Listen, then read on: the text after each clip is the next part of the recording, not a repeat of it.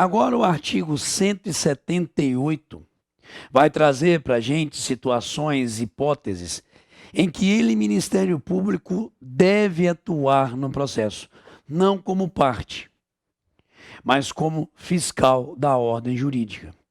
E se encarrega a lei, nos artigos sequenciados, a idealizar, a pensar ele, Ministério Público, também nessa ideia dele frequentando o processo, para defender interesses maiores, mesmo não sendo parte.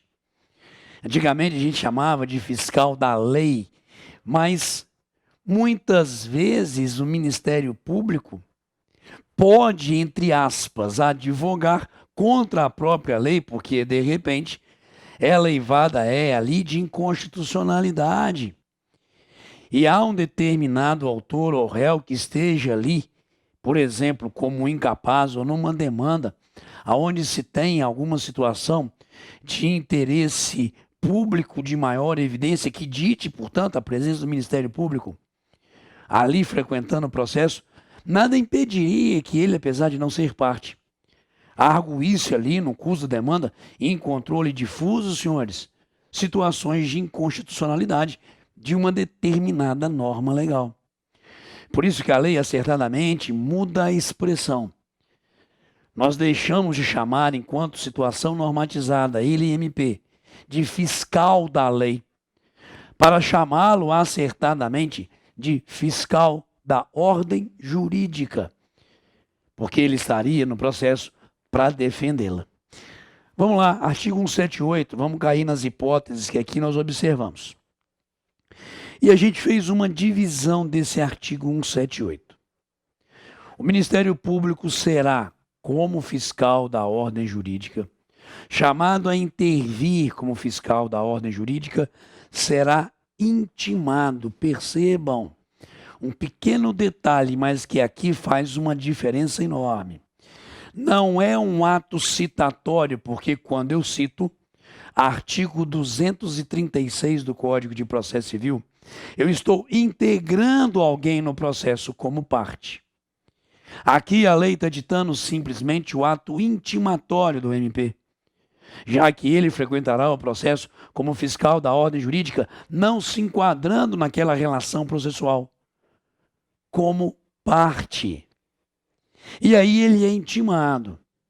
E a lei traz um prazo. Joga de novo para mim, por favor, Gui. A lei traz um prazo para ele poder se manifestar como dito fiscal da ordem jurídica, que é justamente o prazo de 30 dias. Mas primeiro, percebam aqui um pequeno texto. Levando em consideração suas funções constitucionais, a lei determina, insisto, no tipo de ato de comunicação, a intimação do Ministério Público para intervir em alguns processos, atuando como fiscal da ordem jurídica. E a partir da intimação, abre-se esse prazo. E por força do artigo 183, parágrafo 1º, percebam o artigo 180. Ele fala que a partir da intimação fluiria o prazo para o Ministério Público se manifestar, nos termos do 183, parágrafo 1º, que vai dizer para a gente que essa intimação do MP far-se-á por carga, remessa ou por meio eletrônico. Logo aqui, a lei prega no 183, parágrafo 1º, a seguinte divisão. Se estamos diante de autos eletrônicos, ele, Ministério Público, será intimado por meio eletrônico. Lá do outro, se a gente estiver numa situação de autos não eletrônicos, ou como alguns falam, autos físicos, a intimação do MP não é via publicação, por exemplo, em órgão oficial. Autos não eletrônicos, autos físicos, por carga, por remessa dos autos. Carga seria ali, pelo menos idealizado na lei, ele, Ministério Público, comparecendo em secretaria, ele ou um preposto dele fazendo a carga dos autos, ou quando ele recebe em remessa. A estrutura da secretaria remete a ele, MP.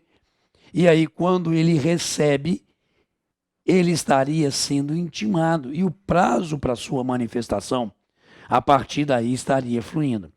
Portanto, de novo, o prazo para o Ministério Público. O prazo para o Ministério Público apresentar aqui a sua manifestação como fiscal da ordem jurídica fluirá da sua, vamos insistir, intimação pessoal. Intimação pessoal que, sendo autos eletrônicos, é feita por meio eletrônico, autos não eletrônicos, carga ou remessa. Beleza, senhores? Ótimo. Intimou nas hipóteses em que ele deve frequentar o processo. Intimação pessoal, fluência de prazo. Mas eu quero discutir com os senhores o seguinte. Eu estou intimando o MP, prazo nós vamos discutir na sequência. Estou intimando o MP e estou falando manifeste-se. Tudo bem. O fato dele não apresentar manifestação, naquelas hipóteses em que a lei determina a sua intervenção, é motivo de nulidade? De novo, senhores, a inexistência de manifestação do Ministério Público, nas hipóteses em que a lei determina a sua presença como fiscal da ordem jurídica, isso é motivo de nulidade? E se eu falar que não?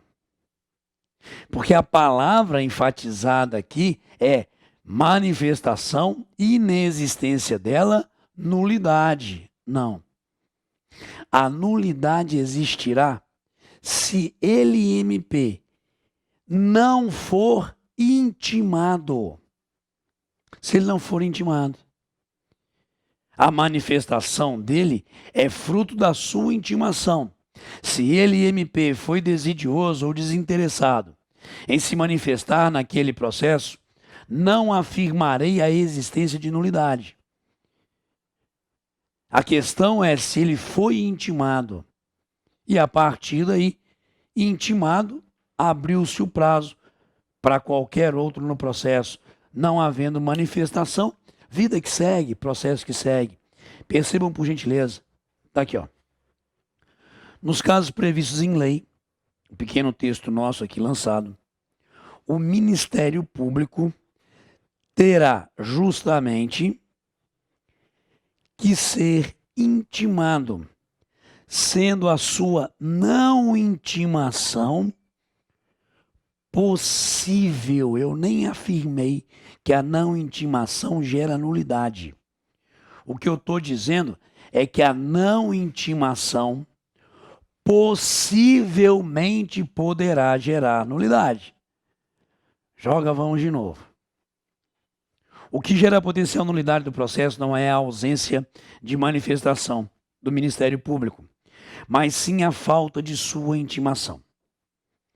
Quando ali determinada em lei, necessário salientar que também nos casos de intervenção do MP, impera a visão atual da teoria das invalidades, que dita não existir nulidade sem prejuízo.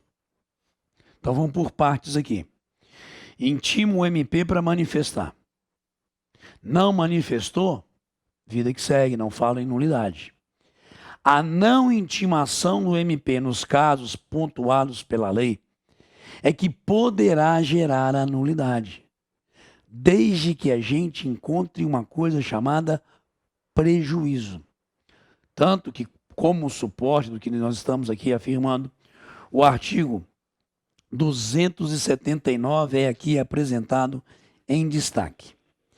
E ele diz para a gente ser nulo o processo quando um membro do Ministério Público não for intimado a acompanhar o feito em que deva intervir. Perceberam, senhores, o que aqui nós encontramos? A lei não está dizendo a ausência de manifestação do MP gera nulidade. A lei está dizendo a ausência de intimação do MP. E mesmo nesses casos, continuamos aqui na redação do artigo 279. Se o processo estiver tramitado sem conhecimento, portanto, sem um ato intimatório, do membro do Ministério Público, o juiz invalidará os atos praticados. Nulidade.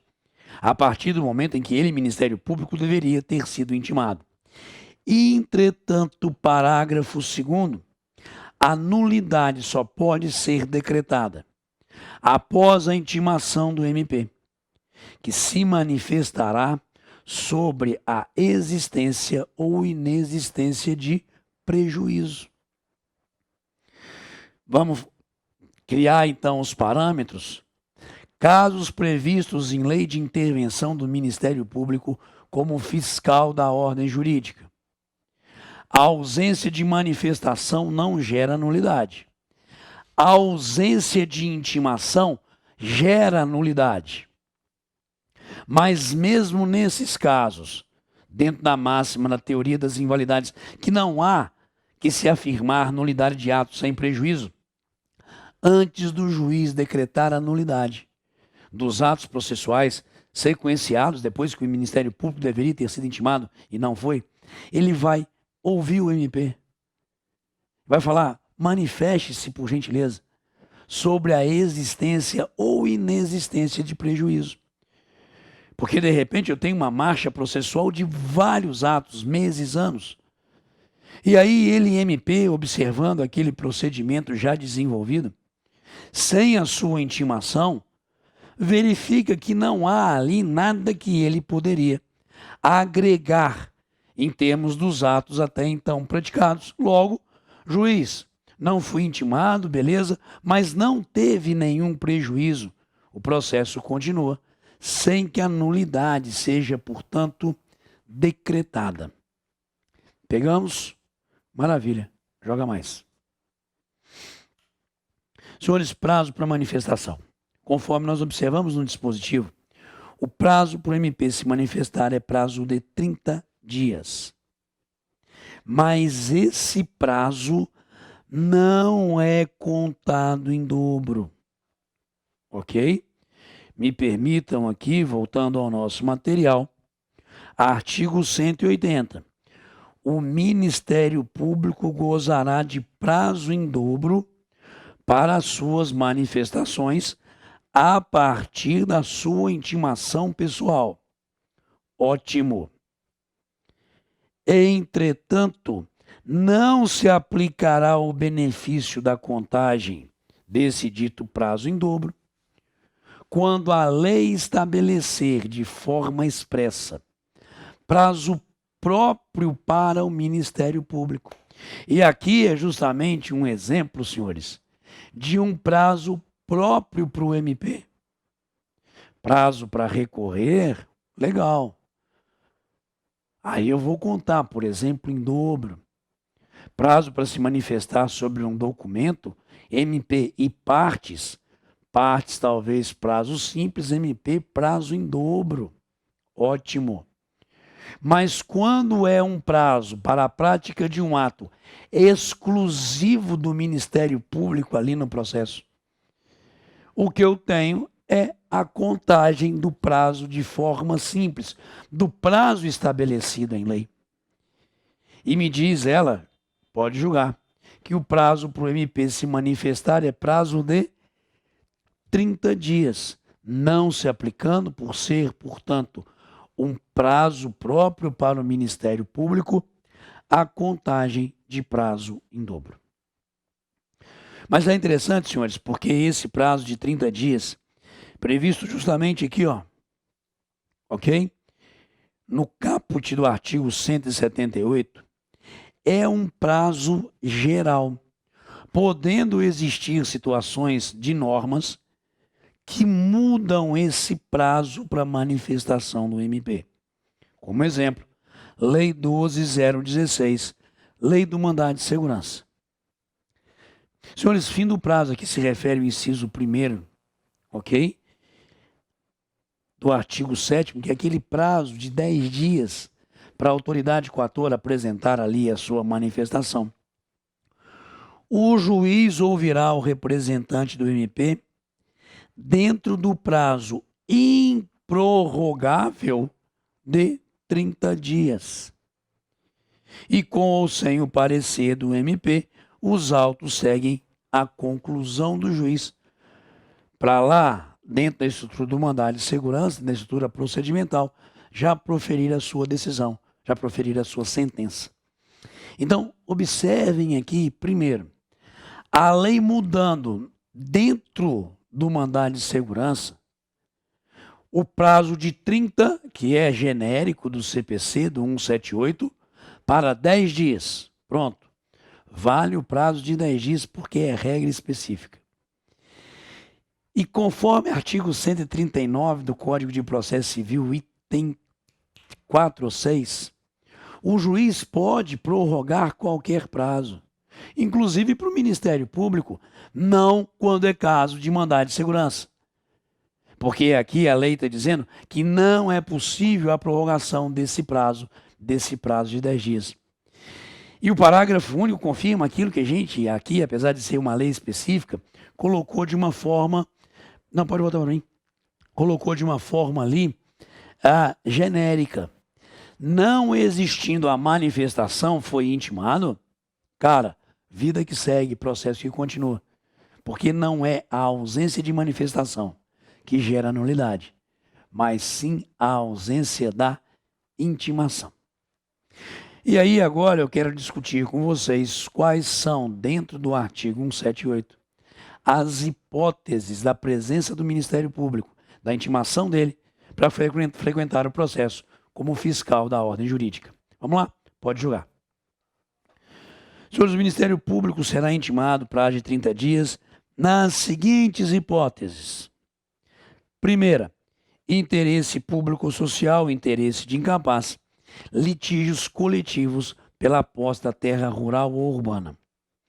E quando se fala em interesse público ou social, é um dispositivo, como eu gosto de dizer, de interpretação aberta. Por quê? Tudo bem que a gente vai encontrar algumas circunstâncias da lei aonde ela fala, aqui há interesse, aqui há um interesse público, um interesse social, então MP, frequente esse processo. Mas em alguns outros casos, o Ministério Público há de ser intimado, conforme interesse público ou social, pela visão do próprio magistrado daquele processo. Por isso que cria aqui uma situação de interpretação aberta. A pergunta é, há interesse público, há interesse social? Em algumas hipóteses, a lei já crava e já determina a intimação do MP. Em outras, não. Competindo nessas outras ali, uma análise acurada, individualizada do juiz naquele caso específico. Mas como nós falamos, voltando ao material, por gentileza, aqui nós temos algumas hipóteses, aonde a lei, diante da situação levada pela demanda, já há ali, claro, a noção de um interesse público, de um interesse social, por exemplo. Ação popular. Desde logo, além da citação dos réus, a intimação do representante do Ministério Público. Ação civil pública, senhores. Se o Ministério Público não for parte, atuará obrigatoriamente como fiscal, pode deixar? Isso, como fiscal da ordem jurídica, atualizando a leitura desse artigo 5º da Lei da Ação Civil Pública. E um outro exemplo aqui, ó, ok? Estatuto do Idoso. Quando ele, MP, não for parte, ele atuará obrigatoriamente na defesa dos interesses do direito do idoso, como fiscal da ordem jurídica. Então percebam aqui como que a lei já traz, em alguns casos, o interesse público ou social patente. Mandado de segurança, da mesma forma. Tá? Mas já passamos aqui pela legislação do mandado de segurança. e havendo interesse de incapaz, próximo ponto, ele também há de intervir, sendo intimado de forma imperativa, para que ali possa atuar como fiscal da ordem jurídica, claro, mas no interesse maior, que é a proteção do incapaz. E aqui eu trago, gente, de certa forma, uma linkagem com as ações de família. Motivo: ele, Ministério Público, quando era caso de ação de família, sempre era intimado. Porque, beleza, era causa de família, intimação do MP. Essa visão muda muito a partir do vigor do novo Código e também de uma evolução que a doutrina e a jurisprudência nossa já vinha pregando, mas que faltava a normatização devida. Material, por gentileza, porque hoje a lei vai dizer. Aqui percebam, no artigo 698, que nas ações de família, ele, Ministério Público, novamente, nelas ações de família, ele, MP, só há ali, senhores, de intervir quando nessas ações de família houver ali interesse de incapaz, ok? E também como quando figure parte vítima de violência doméstica e familiar. É uma situação evolutiva da norma? Claro que é uma situação evolutiva. Lógico que é, senhores. Era causa de família, não tinha incapaz. Só os marmanjos lá, de repente, brigando por bens no divórcio. E lá está o MP. Senhores, o que o MP vai ali interferir numa vontade de marmanjo, de pessoas adultas, sobre um direito disponível que se chama patrimônio, não havendo interesse de incapaz? Então, nas ações de família, só no caso da gente ter ali, na demanda, interesse de incapaz, ou uma situação em que a parte foi ali vítima de uma violência, ok? De uma violência doméstica, de uma violência familiar. E a última hipótese do artigo 178 de intervenção do Ministério Público, percebam, litígios coletivos pela posse da terra, seja ela terra urbana ou rural. Tanto que o Código de Processo Civil, no artigo 544, cuidando de ações possessórias, falar para a gente que no caso em que uma ação possessória figure no polo passivo grande número de pessoas, por exemplo, numa situações ali de invasão, não é isso? De uma fazenda onde eu tenha um movimento, vamos dizer, organizado, aonde eu tenha ali a invasão de um prédio urbano por várias famílias.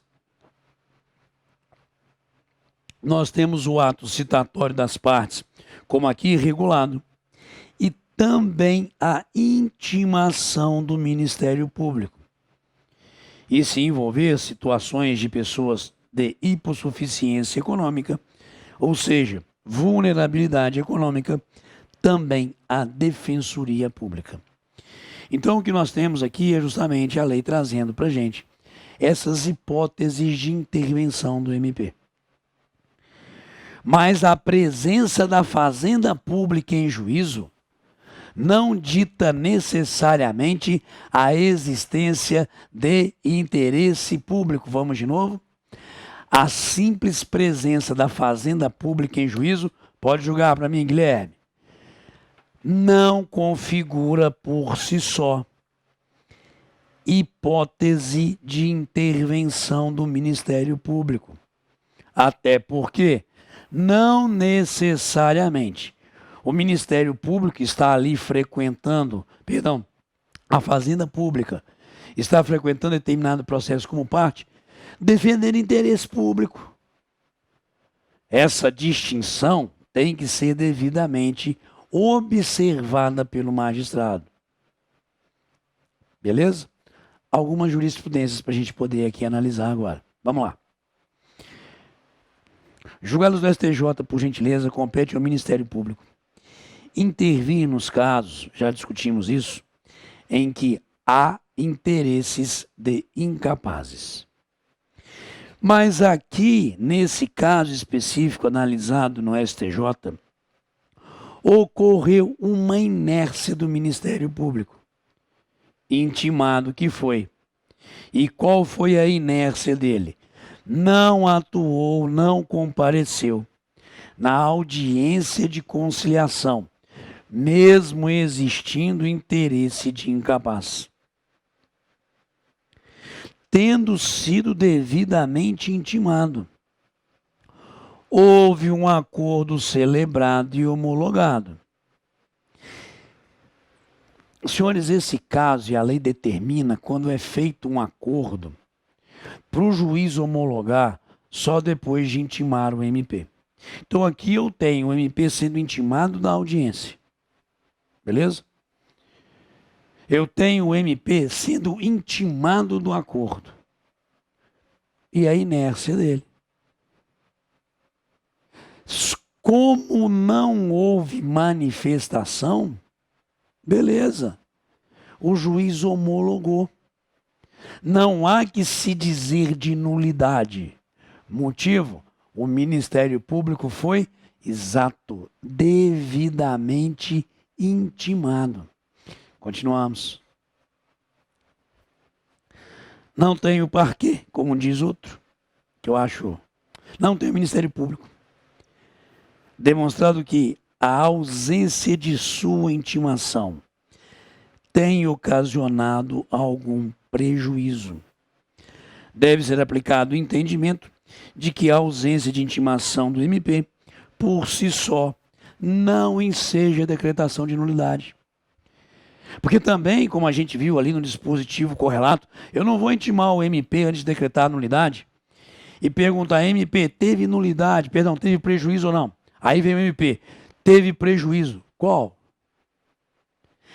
A manifestação do MP tem que ser fundamentada, demonstrando a ocorrência do prejuízo com a sua não intimação. Para que aí, então, a gente tenha justamente a caracterização de uma situação de nulidade. Vamos mais? Último julgado separado. É pacífico no STJ o entendimento segundo o qual a ausência de intimação do MP em ação civil pública para funcionar como fiscal da lei, como fiscal da ordem jurídica, não enseja por si só a nulidade, salvo comprovado prejuízo. Até mesmo numa situação específica, onde a lei, na relação civil pública, determina, como já vimos, a intimação do MP para atuar como fiscal da ordem jurídica, a ausência da intimação não gera automaticamente nulidade. Isso é um ponto fundamental que a gente deve guardar. Quais são as hipóteses que a lei determina a intimação do MP? Que a não manifestação dele intimado não gera nulidade. Que a nulidade existe em razão da não intimação, mas somente se houver comprovado prejuízo. Pegamos? Valeu, pessoal.